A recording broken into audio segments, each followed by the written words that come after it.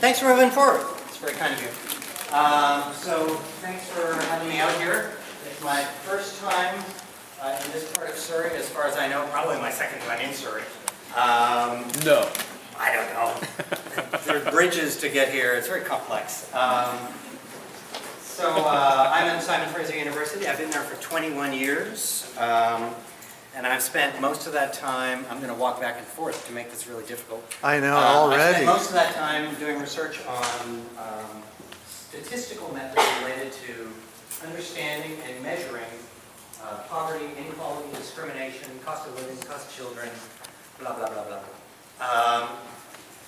It was very unhip when I started 20 years ago to be studying inequality because there wasn't that much of it. Now it's hip. People are very interested in the evolution of inequality because it has evolved in such a way as to just be much more important in everyday economic life. So sadly, it is much more fashionable to study inequality now than it was then. So who among you has heard of Thomas Piketty? One. That's less than usual. He wrote a book called Capital in the 21st Century. That book sold 100,000 copies in hardcover. It was the best-selling economics book of all time, except for the General Theory by Keynes in 1936. So it's pretty good. He made €1 million off it. You know, that's a measure of goodness. And one might wonder, how on earth did a 600-page technical book on the causes and consequences of inequality sell 100,000 copies? Now, I admit, the fraction of those copies that were read is much, much smaller. And for that reason, I'm going to give you a run-through of his main messages. But I think the answers to that are partly about timing. You know, this is a 2013 book. And this is a period in which we have massively rising inequality that we haven't seen since the turn of the 19th century.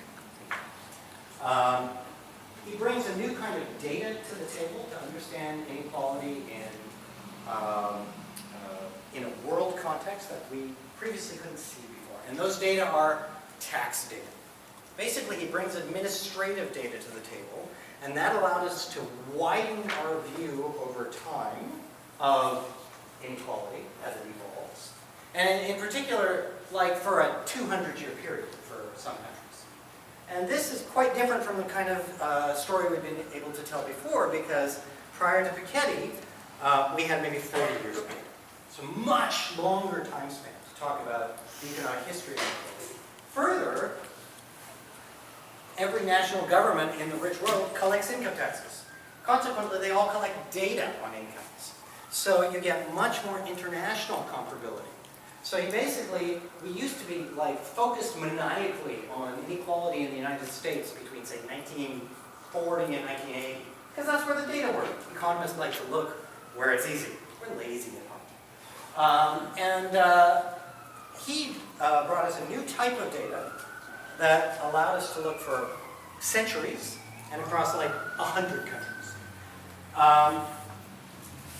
These data also made us look more closely at the very top incomes.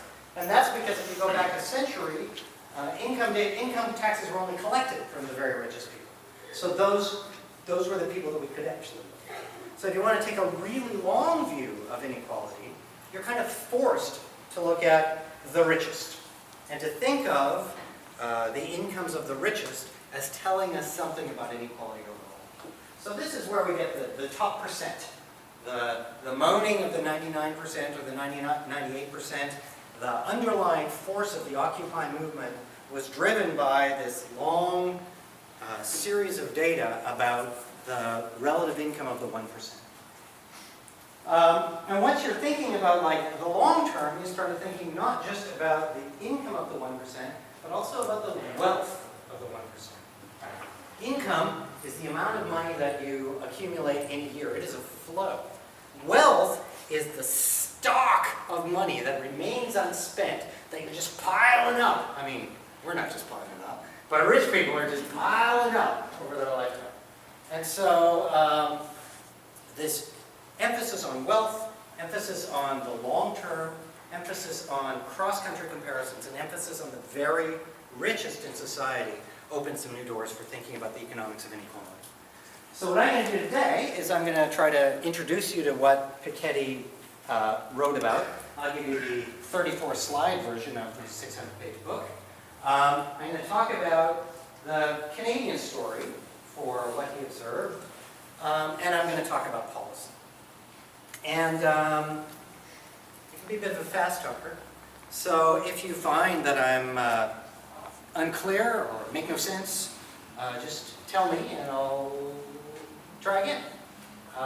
If you ask me something that's too hard, I'll just roll right over you. Wait for you. Okay. So this is the kind of picture you're going to see a lot of. So I speak through graphs. They're all going to have a title that says what the graph says. So even if you're kind of too tired out from all this day of thinking to read it, the top line will tell you what it says. Typically it's dates across here. This is 1910 to 1980. And then up the left-hand side is the share of total income in the economy made by the top percent of people.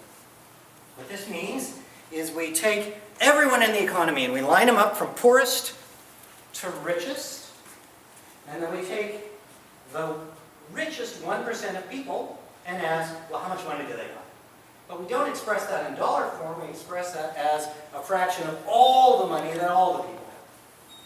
If the distribution of income was completely equal across people, then their share of income would be 1%. So this is a scalar metric of their over income, if you will. So in 1910, this is in the United States, the top percent made 18% of all income, which is 18 times their population share. So this was the Gilded Age, this was the age of the robber barons, this was when the railroad monopolies made tons and tons of money and just bundled it into a few people's pockets. That's what that looked like. Top percent, 18 times their population share of income. Another way to think about this is the top percent gets 18%, everybody else has to share 82%. So everybody else is getting quite a lot less because these guys got 17 extra units of income. So this picture goes till 1980, and it says, hey, wait a minute, I got to think. I bet this is really useful. So until, say, about 1940, that 18% kind of held. And then it just kind of like dropped and dropped and dropped. And then it stabilized at about 8%. This is an enormous change in the fortunes of the rich. So the US economy is currently about $12 trillion in size. And when the rich have 18%, gonna have to do the math in my head, that's about $2 trillion sitting in the hands of the 1%. This says that over this period, their share dropped by 10%. That's $1.2 trillion yanked out of their greedy rich hands and spread out among the 99. This is an enormous change in the fortunes of the rich. To go from 18% to 8%. When I went to graduate school 5,000 years ago, we had data on roughly this period, 1940 to roughly 1980. And so what we thought, the general wisdom in economics was, inequality naturally falls. That's what we all thought. And we basically thought countries get rich and they get more equal. And roughly speaking, we thought that equality is a luxury. You can't afford it when you're poor, but when you get rich, you buy more equality. Simon Kuznets got a curve named after himself, the Kuznets curve. And it was basically the idea that I'll do it your way, countries get rich, and as they're getting rich, it's because like entrepreneurs and first movers are doing a bunch of stuff to make them rich, and so inequality rises because the entrepreneurs and the first movers are making all the money. But then they continue to get rich, and inequality starts to fall because this technology-induced wealth diffuses over the rest of the population. So the increase in inequality was thought to be kind of short-term. And then the Kuznets curve tells us that, oh, well, everything's going to get awesome. By the way, you know you're a winner in economics, probably in anything, if you get a curve named after yourself. I have not. So anyway, that's what we, this is the kind of received wisdom in economics. And this is what Piketty gives. This is now stretched out to 2010. This is the United States, and there's 18% again. So what Piketty found is that we all thought low inequality, this, was like normal. That's the way things are. That's what wealth and capitalism deliver. And we were totally wrong. Okay, so what we have instead is that Piketty delivers you a picture of inequality that says this period, 1940 to 1980, the period that middle-class white people in the U.S. are wistful for, and that's because if you divided this by white, non-white, it would have looked quite different in that period. That was weird. That was an aberration. And somehow it seems like the intuitive story is more like capitalism delivers incredibly high inequality, except once in a while you get this.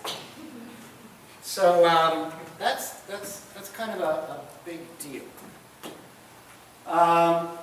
There are some, we got this 1980 to 2010, you see this, basically 10% of the economy reallocated itself into the pockets of the rich in the United States. This is, a period in which lots of disequalizing things happened after 1980. The CEO pay ratio, which is the ratio of CEO, CFO, the top 5 occupations in a firm, the ratio of their pay to line worker pay, line worker being like typical employee in a firm, that was about 50 in 1980, and it fluctuated between like 30 and 50 for 1940 and 1980, and it's currently about 300. So that's a pretty big change over a pretty short period of time. This feature that rich people's incomes, the income shares of the rich went up a very large amount since 1980. You might think to yourself, well, maybe Reagan had it right, that all boats rise in a rising tide. Rich people's boats are rising faster, but as long as everybody's getting better off, it'd be kind of okay. But that's an empirical question. That's not a kind of a fact of life of capitalism. And it turns out that roughly between 1980 and 2007, the top percent absorbed roughly half of income growth. So what that means is the economy is growing, the pie is getting bigger, and about half of that expansion of the pie flows into the top 1%, which is what increased their share from 8 to 18 back to what it was in the Gilded Age, and the other half is shared by everybody else. Between 2009 and 2012, after the Great Recession, the rich absorbed all of the increase in US GDP. So something was different between 1940 and 1980, we seem to be moving back to the kind of pre-1940 kind of situation.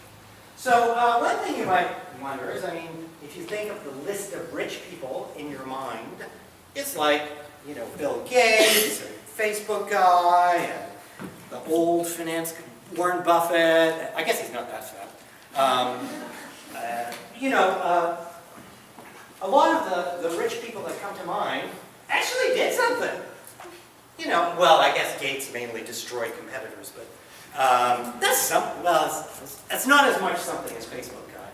And this guy invented a really successful brand that made you think you wanted those headphones and not those other headphones. I mean, that's kind of something. So to the extent that high inequality is driven by super high achievers who produce something that the rest of us want and therefore makes us better off, you might think, well, something. But if it's really about these guys, although I would look good in like a bowler hat and a cane, like a big dog, I would worry about the peasants. It would trouble me. So, if in contrast, what we're seeing is a super large increase in incomes that translates into a super large increase in wealth, that translates into a super large increase in bequests, that translates into a super large increase in the importance of inherited wealth, that translates into a new aristocracy that's supported by capitalism, that sounds less nice. So, let's see about wealth. So this is wealth inequality in France. Once again, the measure of inequality is you take all the people, you take their wealth, and you line them up from poorest to richest, and you ask, what is the fraction of all wealth that is owned by the richest 1%? And that's over this period 1810 to 1930. By the way, isn't it cool that you can have a graph that goes from 1810? You guys are not impressed with that. I will tell you, it is cool. And, the rich have roughly 50% of all wealth. In this period, roughly 70% of people had zero wealth. So, you had to get up to the past 2/3 of the distribution to find anybody with any wealth at all. In fact, something like that is still the case. In Canada, 45% of people have zero wealth. So you got this like 50% going on, and then you got this, by 1970, it had dropped to like 20%. So this is an enormous reallocation of wealth. It's enormous. To go from having your hands on half of the capital stock, and you have to kind of give away 2/3 of it to the greedy proletariat is extreme. And it all occurred between 1910 and 1970. And it was kind of slow. It was kind of like click, click, click, click, click, click, click, click. Now, okay, I'll just leave it there. One of the things that is really striking about the accumulation of wealth is that so this goes back to 1700. So this is a picture of the total value of all wealth relative to the size of the economy. And the reason Piketty wants us to look at this is that it's very hard to look at the wealth distribution prior to 1800, but you can look at the importance of wealth. And its importance, an easy metric of the importance of wealth, is to ask, how big is total wealth compared to the economy? If it's super big, then having a lot of wealth accumulation by the rich and bequest might matter. But if it's super small, then kind of who cares? So this tells you that from 1700 to 1900, wealth, or the total capital stock, was 7 times the size of the economy, 7 times the total income of all people. And then it dropped to 200 or 300% mid-century, and then started rising. So, of course, it's France. They got themselves pretty destroyed in World War I. So, there's some stuff happened. But you find that even out to 1950, the importance of capital was diminished. The importance of wealth was diminished relative to the size of the income pool in the economy. So there's all these things going on in mid-century that seem different. The size of total wealth, the concentration of wealth in the rich, the concentration of income. Those are all historically, big and unequal, and then mid-20th century, low and more equal.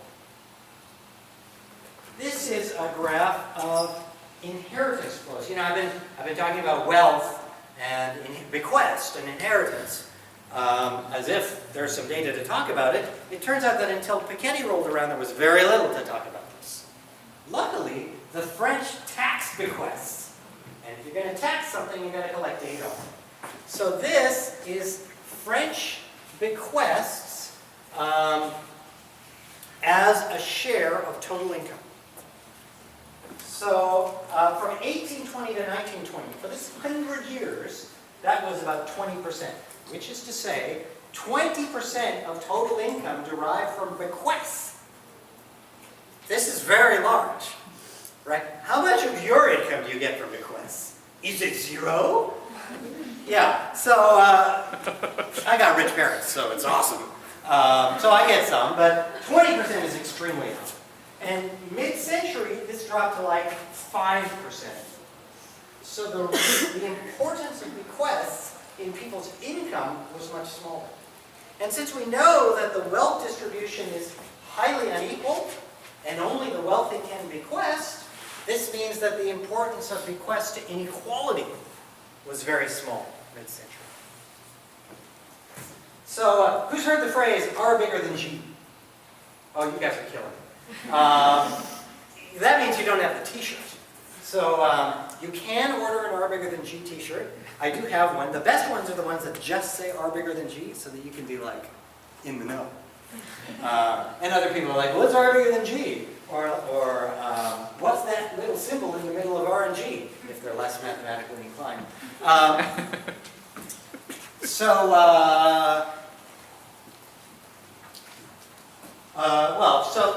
R bigger than G is what made Thomas Piketty worry a lot.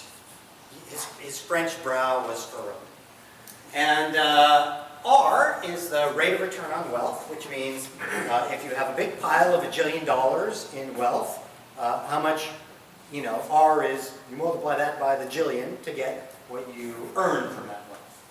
So the rate of return on wealth has historically, as for like 3.5 centuries, been roughly 5%, 4 or 5%.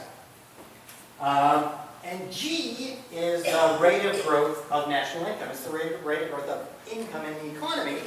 And basically, if R is much bigger than G, it means that wealth plays an outsized role in determining the distribution of income. And the reasoning goes like this.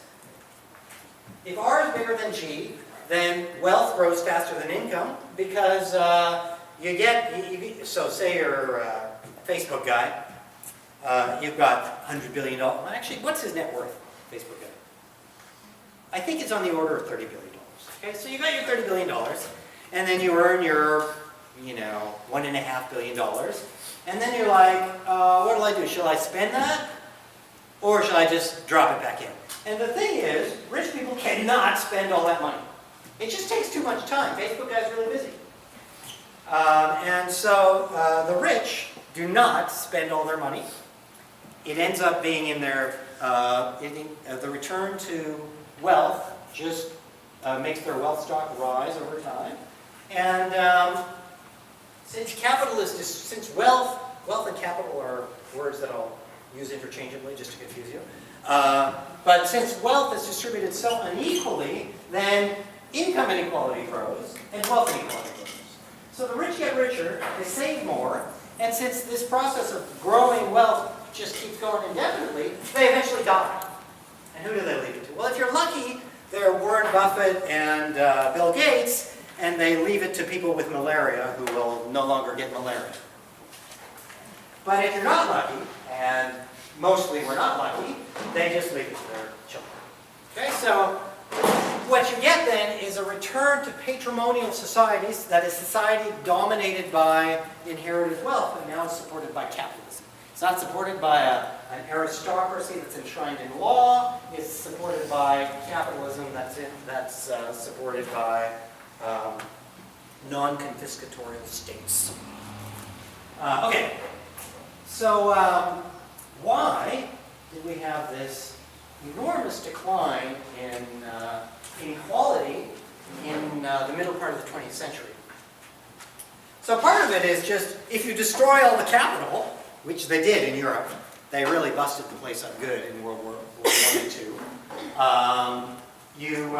there's less capital, there's less wealth because you destroyed most of it. But additionally, there was less savings by the wealthy during this period. Probably most importantly were these last three things. The cataclysm of the Great Depression. The Great Depression? Okay, it was a thing. In Canada, roughly 1928 and 1936, we had an enormous decline in economic output precipitated by basically a bunch of bad climate and a bunch of bad world markets for our stuff. Unemployment rates rose to roughly 30% for much of that period. Income dropped by roughly 30% for much of that period. It was a mess. And large parts of the population were exposed to an enormous amount of personal risk. So everybody knew someone who had been unemployed for years. Similarly, so that was an economic cataclysm, plus there were political cataclysms, World War I and World War II. And I don't know if I'd go so far as to say as a result, but coincident with this, we had a reorientation of the way states, that is governments, and capitalists cooperated or collaborated or whatever to produce stuff. And that reorientation was that governments pursued actively equalitarian policies, policies that favored workers over firms and shareholders, and policies that favored the less educated. So here I'm thinking about laws that empowered workers. Here I'm thinking about a massive, massive increase in publicly funded universal education.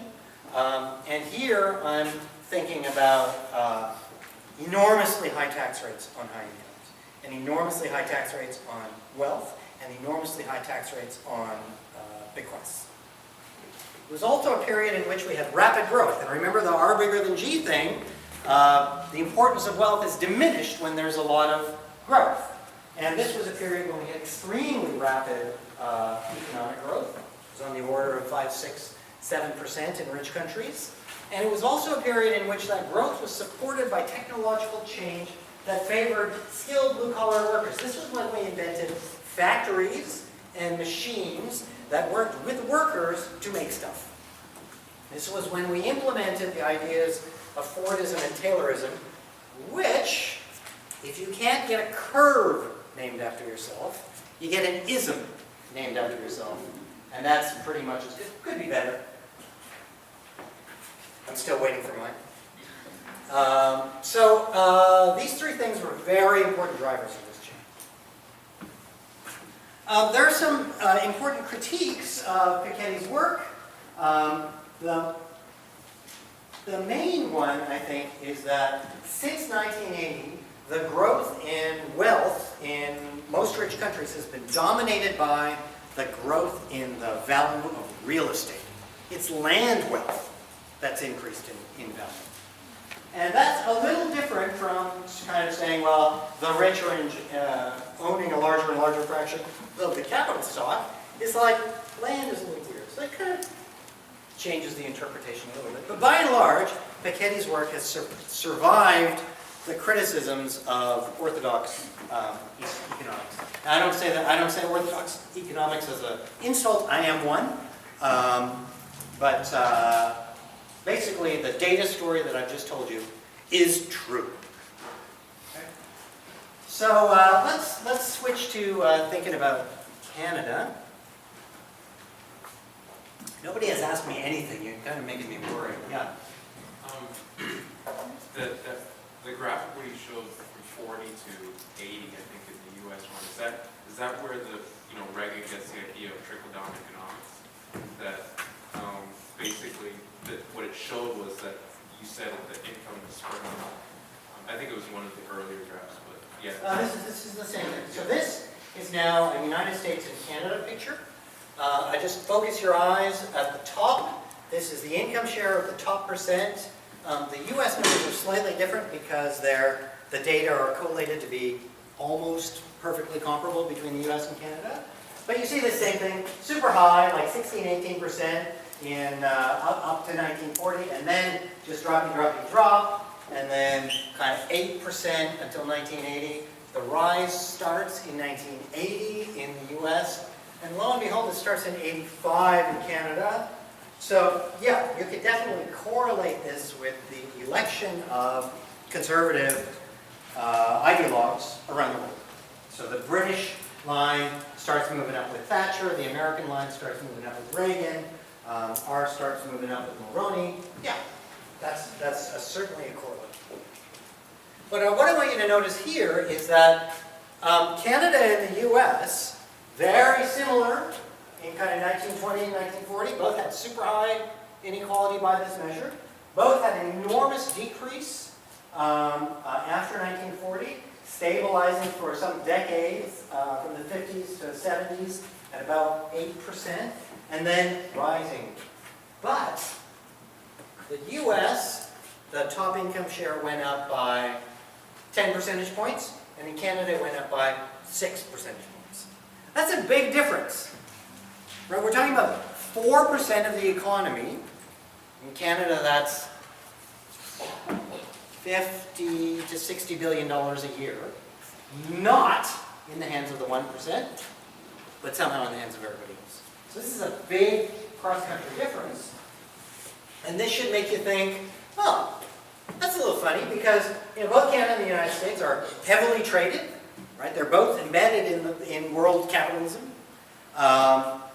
They're both kind of on the same technology frontier. It's not like we use a different mechanism for producing stuff than the U.S. They're both kind of democracies, for what it's worth. And yeah, you have quite a big difference in the evolution of inequality across these places. That should make you think, hey, maybe this is not just something that happens. Maybe it's something that we can choose a bit. I'm going to come back to that. But before I come back to that, I want to talk about wealth inequality in Canada. This here on the left has a different, it's a different measure of wealth inequality than that top percent share. Oh wait, there's the top 10% share. Let's just use that. Top 10% share is the thick black line, and that's the fraction of all wealth in Canada held by the 10% richest people, and it goes from like 50%-ish to almost 60% over this two-decade period, 1985 to 2005. So we do see an increase in wealth inequality in Canada, as you observed in France, and as you also observed, but I didn't show you in the United States. But let me show you another thing that might make you think that we have some choices in this matter. This is a bunch of different countries. The U.S. is this blue-looking one with diamonds, and then we got Britain and Canada in here, and then we got Italy, France, and Japan at the bottom. And what you see is that everyone looked the same-ish in the early part of the century, and then everybody looked the same-ish kind of 1940 to 1980, and then there was some divergence. And indeed, for much of continental Europe, the increase after 1980 was like 1 or 2 percentage points, as opposed to 10 or 12 in the United States, or 6 or 8 in Canada. So these are enormous differences in the magnitudes of the increase in inequality across countries.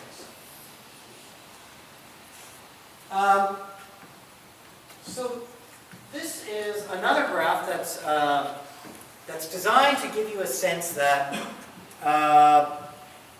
we have choices here. That some of this we can control.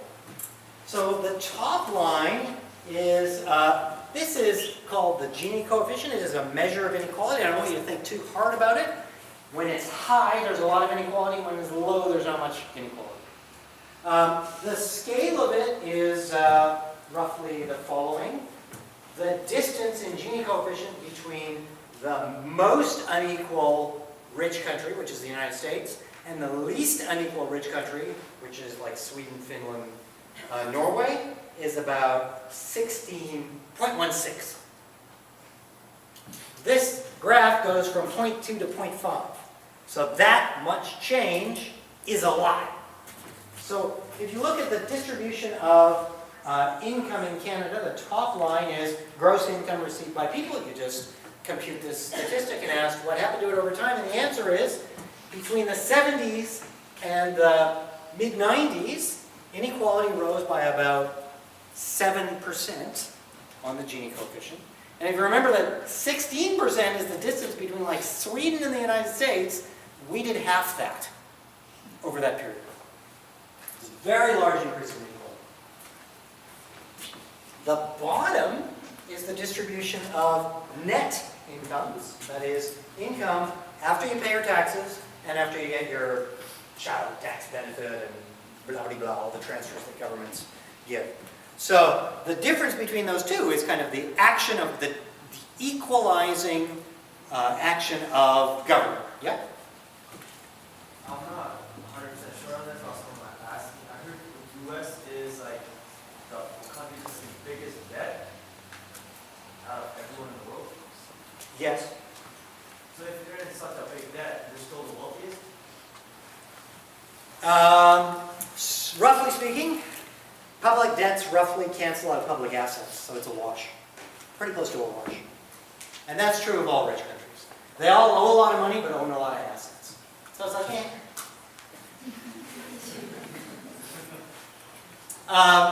Let me just come back to, no, truly, that's not a, that's the real answer.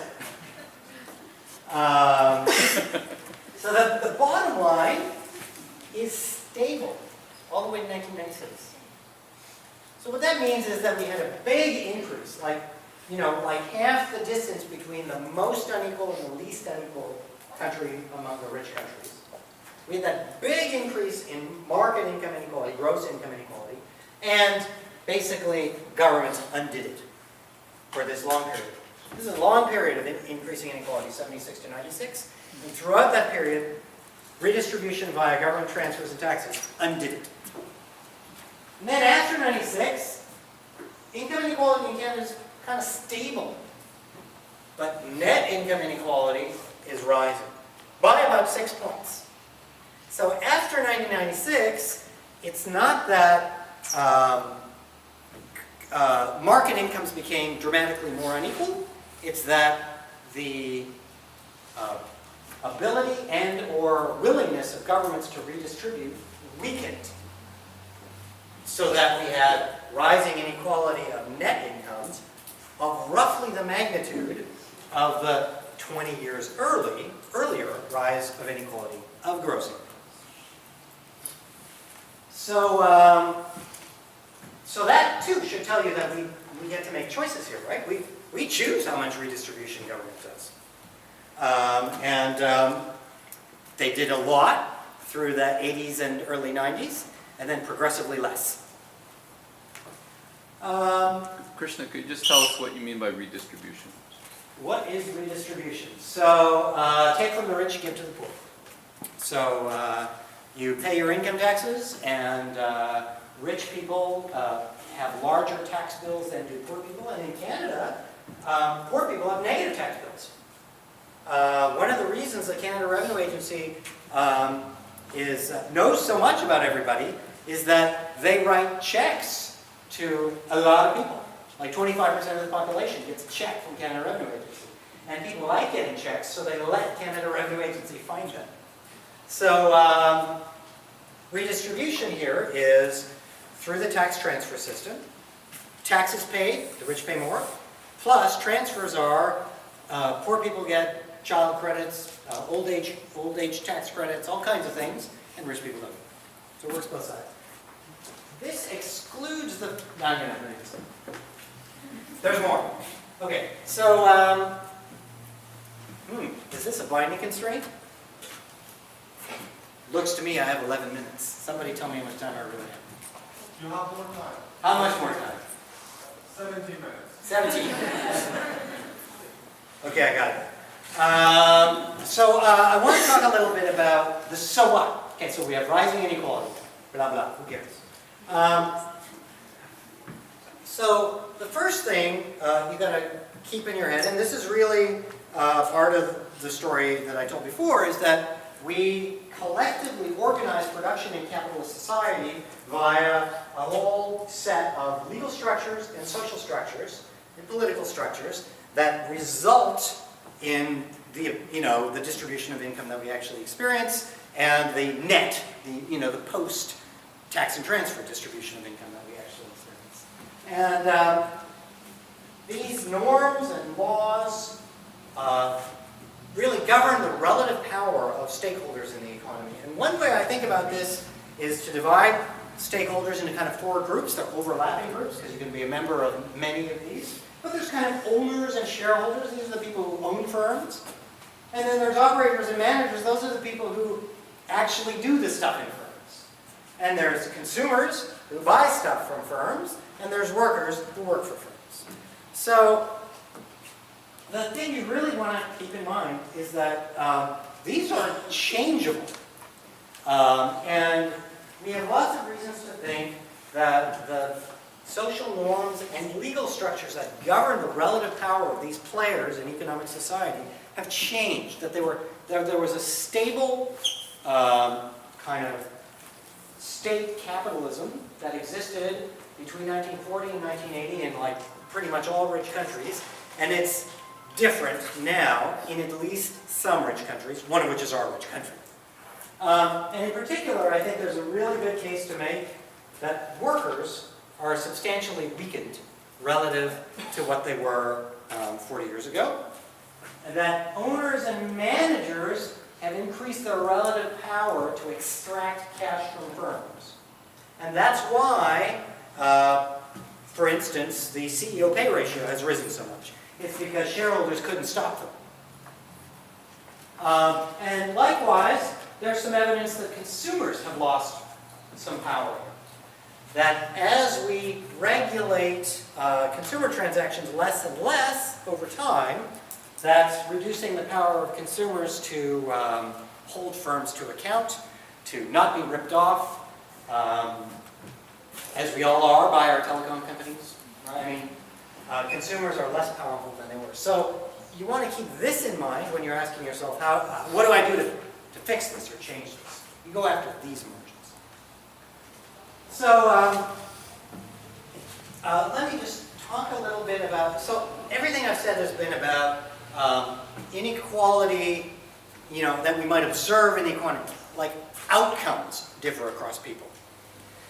But there's a fair amount of people who think that, outcomes, schmoutcomes, what we really ought to strive for is a world in which we have equality of opportunity across people. But that's really what matters. That if everybody has the same opportunities, who cares if they have different results? And so this right here is from work by Miles Korak at the University of Ottawa, and this is a picture of that same measure of inequality, the Gini coefficient, which kind of has a range of about 0.16 between the equalist countries and the not equal countries. So there's Finland at 0.2 and the United States at 0.35, right? So this is what I showed you before, and up there is a measure of social immobility. So as you go up there, there's less social mobility, less equality of opportunity. The exact measure of that is called the generational earnings elasticity, which has two large words, neither of which I'll explain to you. What it is the degree to which having a rich parent really means you're going to be rich, and having a poor parent really means you're going to be poor. Up high in this axis, it totally means that. Down low on this axis, no, not really. Okay, so less social mobility going up there. And what this says is that suppose what you cared about was social mobility. this cross-country scatter, this correlation tells you that those countries that have a ton of inequality of outcome don't have very much social mobility. And those countries that have not very much inequality, can you read this? Finland, Norway, Denmark, these are the more equal places. The less equal places are United Kingdom, United States, and of course Canada's in the middle, we're always in the middle. So this is telling you that even if what you really care about in your heart and soul is equality of opportunity, that at least at the cross-country sense, the correlation is that it's the more equal places that have more equality of opportunity.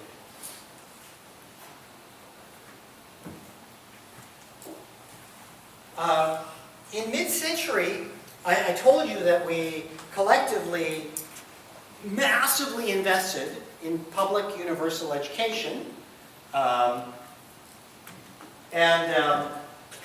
that the idea was to provide both equality and equality of opportunity. And this right here, same measure of mobility up there, but this over here is the college earnings premium. So that's the degree to which college degree holders earn more than high school graduates. So over here in the United States, college degree holders earn roughly twice what high school graduates earn. And in Norway, they earn like the same. And this is partly because of the extractive industries in Norway they're very productive, and you can go work for Statoil and make lots of money, or you can do statistical analysis for Statoil and make the same amount of money. But here again, you see that those places where college is really a ticket to success, where there's a lot of inequality due to educational inequality, are exactly those places where there's much less social mobility. I'm going to skip these. Though they're cool, no, I'm going to skip them. But it is cool. All it said was rich fathers have rich sons, but it's just cool to have it. Anyway, this one just kind of blew my mind. So the next two actually blew my mind. So I'll see if they blow your mind. So this is a picture. It's relating fathers to sons. This is the father's earnings percentile. So these are rich fathers. These are poor fathers. And on the vertical is the fraction of sons who ever work for a firm that the father works for. And here's what blew my mind. It's like half. Half of sons work for the firms, at some point in their lives, work for a firm that their father worked for. And the top line is Canada, the lower line is Denmark. It's less. That transmission of firms. Firms are hereditary. Who knew? That transmission of firms is much less in Denmark, which is a much more equal country with much more mobility. Now, you might think, wait, I'm kind of missing a link here. Well, let me tell you one more thing about it. It's also the case that if you go to the richest people, it's like 70%. So the heritability of firm, of the place you work, is much more for super rich people. Now, you might think, but what does that matter? I mean, how much does it matter what firm you work for? This also blew my mind.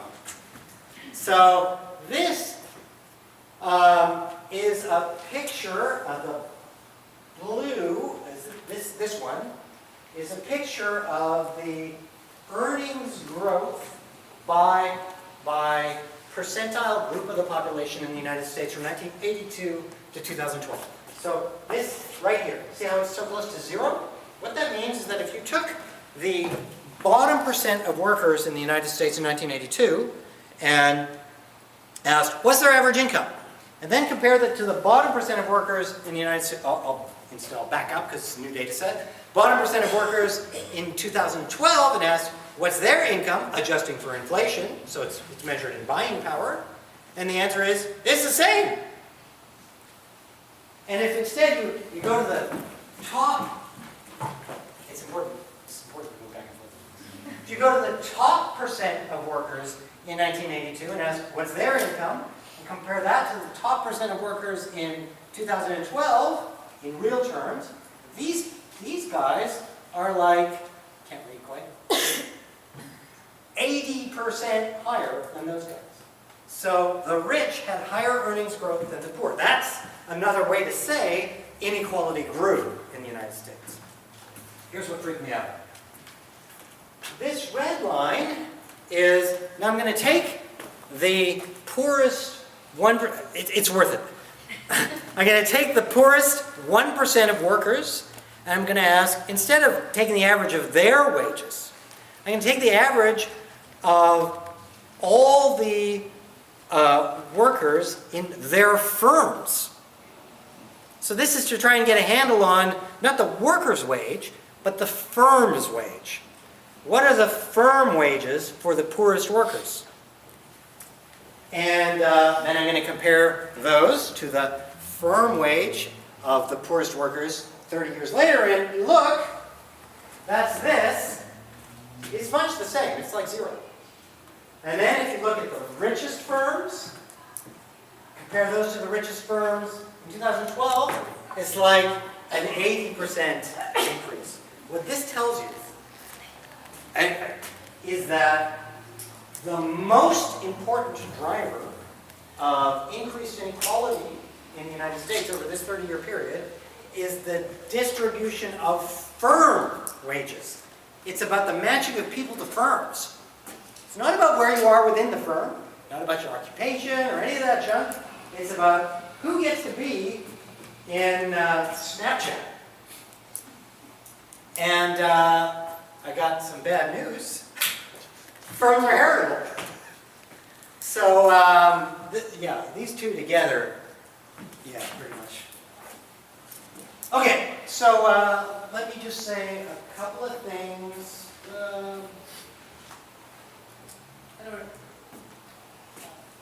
These two pictures are just telling you unionization rates have declined in Canada. And, you know, this is not super surprising. I think one thing that is a bit surprising is the difference between that drop in the United States. 30% was the unionization rate in Canada and the United States in the 1950s. And then it dropped slowly to 14 by 1999 in the US, but still 33 in Canada. Current private sector unionization in the US is about 6%.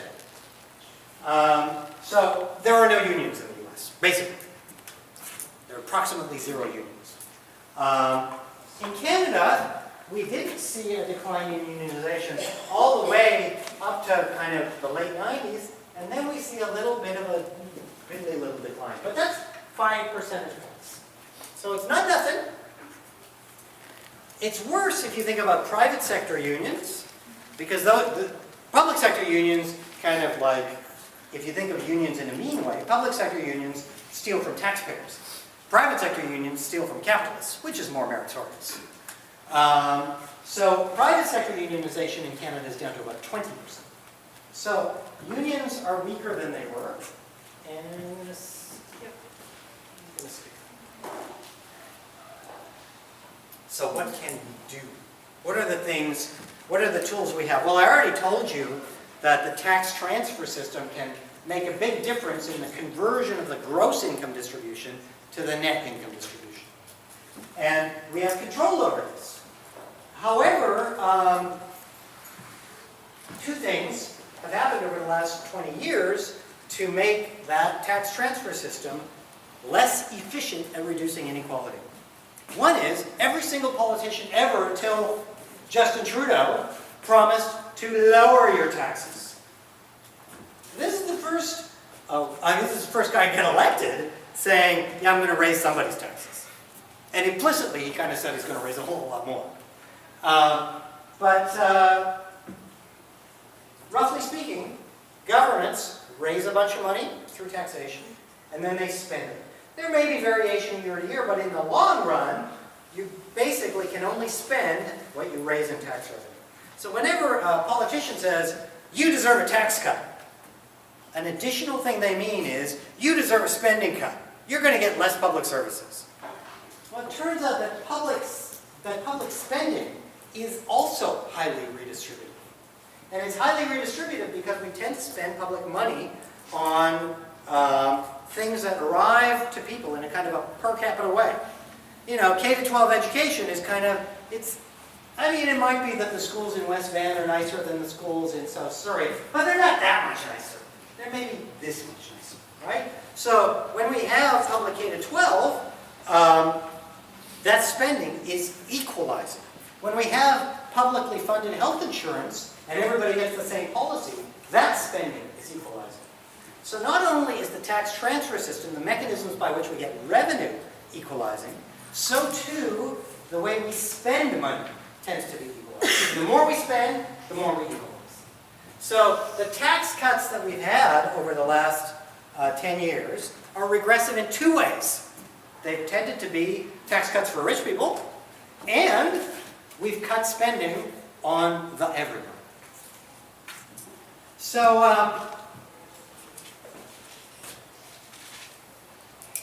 we have a lot of ways to collect tax revenue.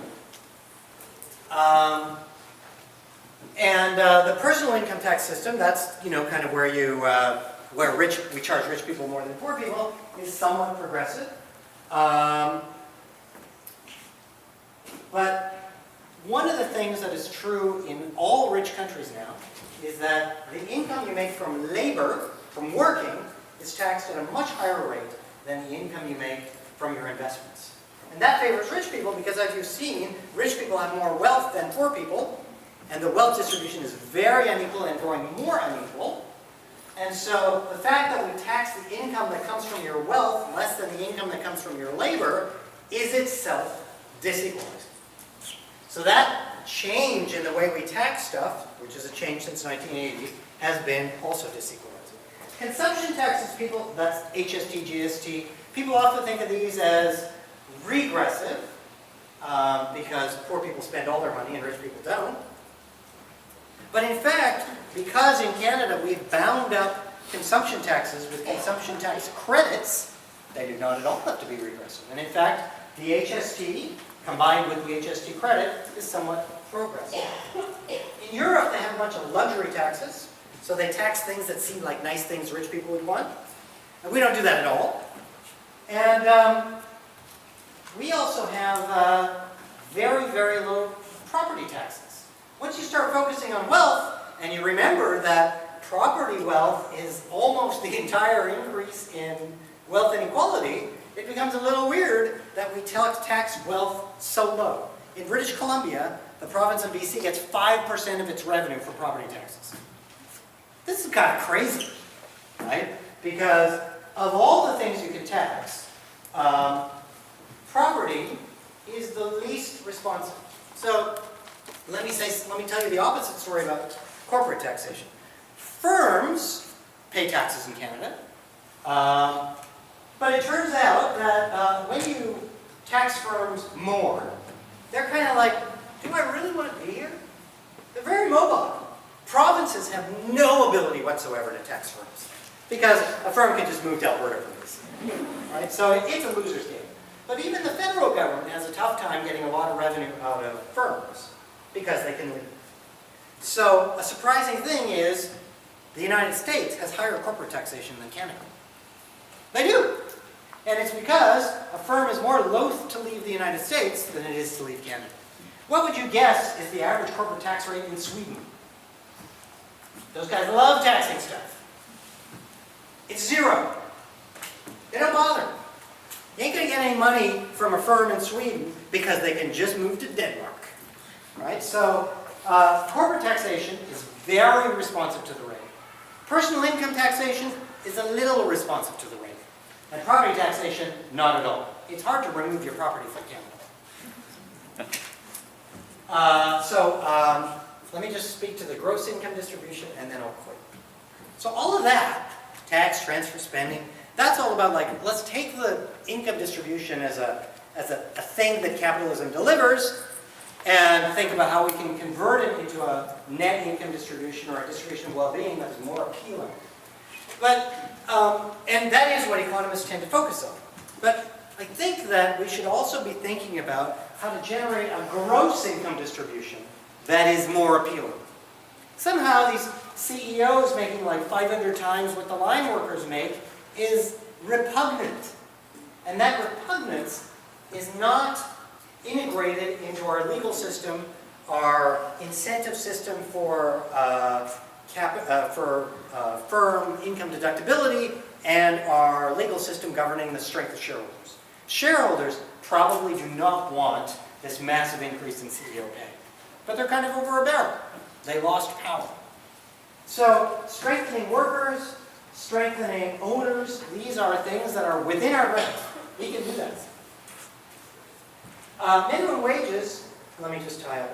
Minimum wages is another thing we can do to affect the gross income distribution. And there's a movement to raise the minimum wage to $15 in Canada. And so what we do know is that if we, it's currently $10.25 in British Columbia, and if we raise it to like 12, we're pretty confident that pretty much nothing will happen to labor demand, right? There won't be a big employment effect. It'll make things that use low-wage labor more expensive. Your restaurant bills will rise. About $15, we don't really know.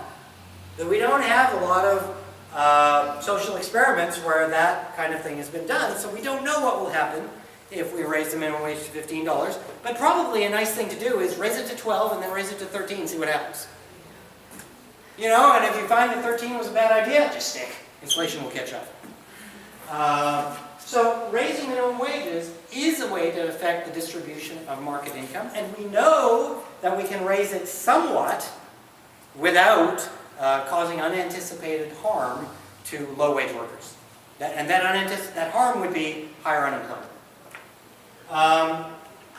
Another thing we can do, so and I told you we can tax property, another thing we can do that to get at the market income distribution is to tax bequests. I mean, if we are worried about a new kind of aristocratic world where dynastic fortunes get passed down from generation to generation, we can try to take it from them. In the United States, it's still the case that large fortunes, large bequests are taxed at a rate of 50%. What do you guess is the bequest tax in Canada? Zero. Good guess. That must mean you knew it, or was that a guess? Got a bequest? Awesome. Okay, so let me just, I'll stop there. We can, and then there's some, if you want to read, there's some stuff. If there's time for questions, we can do that. Otherwise, we can just move on. Oh yeah, I know, I totally. So my apologies to you. Thanks for coming.